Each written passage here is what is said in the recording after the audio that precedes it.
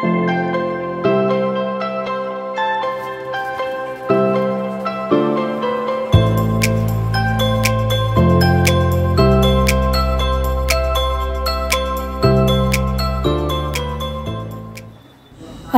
আলাইকুম সবাইকে, কেমন আছেন সবাই?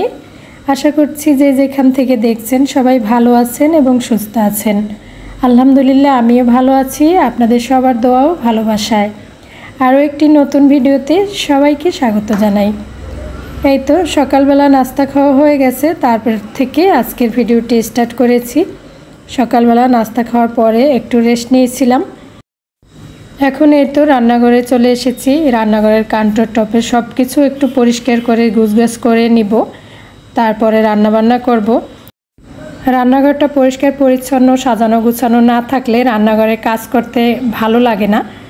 তো আমি এগুলো সব পরিষ্কার করে গুছিয়ে নিয়ে দুপুরের জন্য রান্না করব। আর আজকে খুব তাড়াতাড়ি করে রান্না করব। রান্না শেষ করে আবার রান্নাঘরের ফ্লোর টাইলসের যে জয়েন্ট, সেই জয়েন্টগুলো একটু পরিষ্কার করব, কারণ কয়েকদিন ধরে পরিষ্কার করব করে আর করা হয়নি। রান্নাঘরের ফ্লোরের টাইলসের যে জয়েন্টগুলো থাকে সেইগুলো কিন্তু খুব তাড়াতাড়ি কালো কালো হয়ে যায়, দাগ পড়ে যায়, কারণ রান্নাঘরে বিভিন্ন ধরনের কাজ করা হয়। তো রান্নাঘরের ফ্লোরের টাইলসের যে জয়েন্টগুলো যদি কালো হয়ে যায় দেখতে ভীষণ খারাপ লাগে। আমি মাঝে মাঝে যেভাবে পরিষ্কার করি আজকে আপনাদের সাথে সেটা শেয়ার করব। একদম খুব সহজে, কোনো ঝামেলা ছাড়াই রান্নাঘরের ফ্লোরের টাইলসের জয়েন্টগুলো পরিষ্কার করব। তো বন্ধুরা সাথেই থাকুন। রান্না শেষ করে আমি ফ্লোরের কাজটা করব।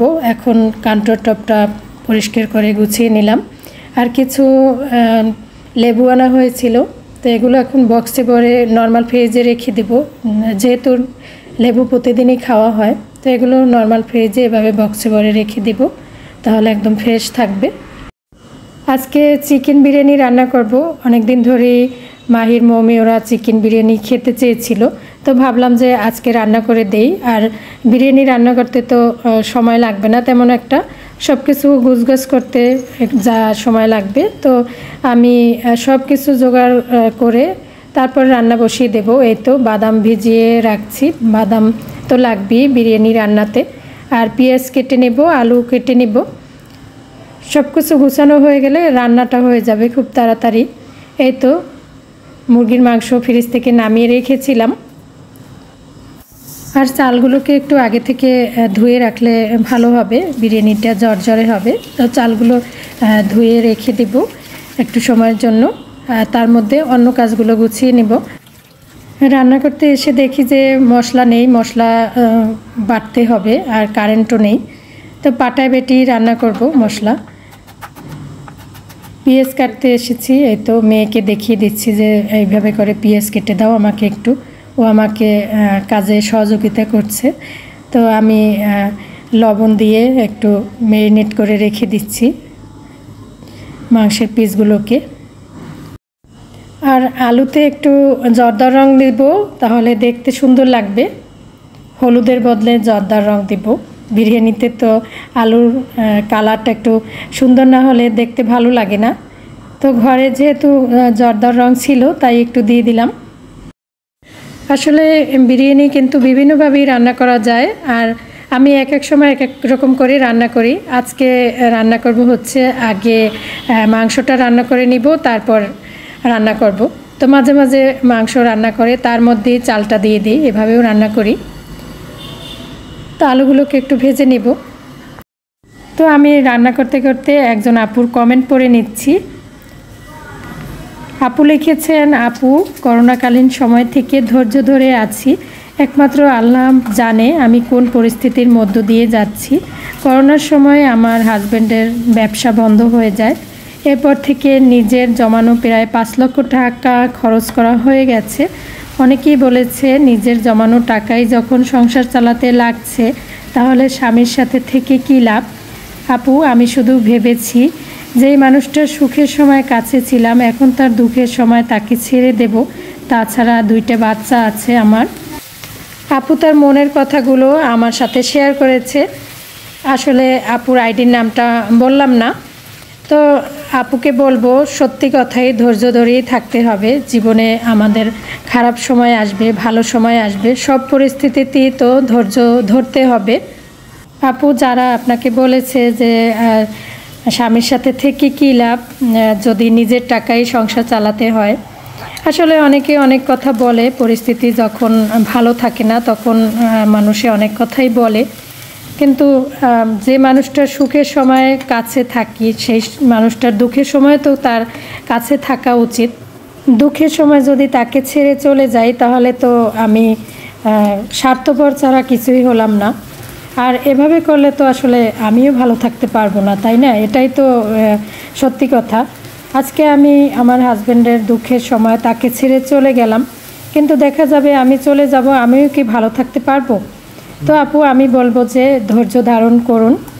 আল্লাহ আমাদেরকে পরীক্ষা করেন সবসময়ই, ধৈর্য ধারণ করতে হবে যে কোনো পরিস্থিতিতেই। আর খারাপ পরিস্থিতিতে মানুষে অনেক কথাই বলে, মানুষের কথায় কান দিতে গেলে তো মন খারাপ হয়ে যায়, ইচ্ছে করে যে হ্যাঁ এটাই করে ফেলি, একটা খারাপ ডিসিশন নিয়ে ফেলে অনেকে, তো সেটা করা যাবে না।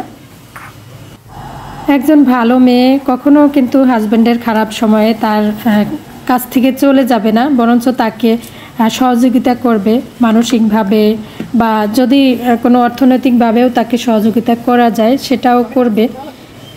আর আপু আপনি যেটা করেছেন, আপনি আসলে একজন ভালো মানুষ, সেজন্যই আপনার হাজব্যান্ডের বিপদের সময় আপনি তার পাশে আছেন, এটাই হওয়া উচিত। আসলে বিপদের সময় ধৈর্য ধরতে হবে, ইনশাআল্লাহ একদিন বিপদ কেটে যাবে। খারাপ সময় কখনোই কারোর জন্য চিরস্থায়ী হয় না, একটা সময় ঠিকই কেটে যাবে। আর এই আশাটাই হয়তো আপনাকে খারাপ সময় কাটিয়ে উঠতে খুব সাহায্য করবে। নিজের প্রতি বিশ্বাস রাখতে হবে, ভালো সময় একদিন আসবে, খারাপ সময় অবশ্যই কেটে যাবে। আসলে খারাপ সময়ের কিছু ভালো দিক আছে, এই সময়টা মানুষ চেনার জন্য একদম উপযুক্ত। আপনি যদি দেখতে পাবেন যে খারাপ সময়ে আপনার বন্ধুর সংখ্যা কমে যাবে, আত্মীয় স্বজনের মধ্যেও অনেকেই মুখ ফিরিয়ে নেবে, কিন্তু কিছু মানুষ ঠিকই আপনার পাশে থাকবে, এরাই হয়তো আপনার আপনজন। প্রকৃত আপনজন তো তারাই যারা খারাপ সময়ে পাশে থাকে।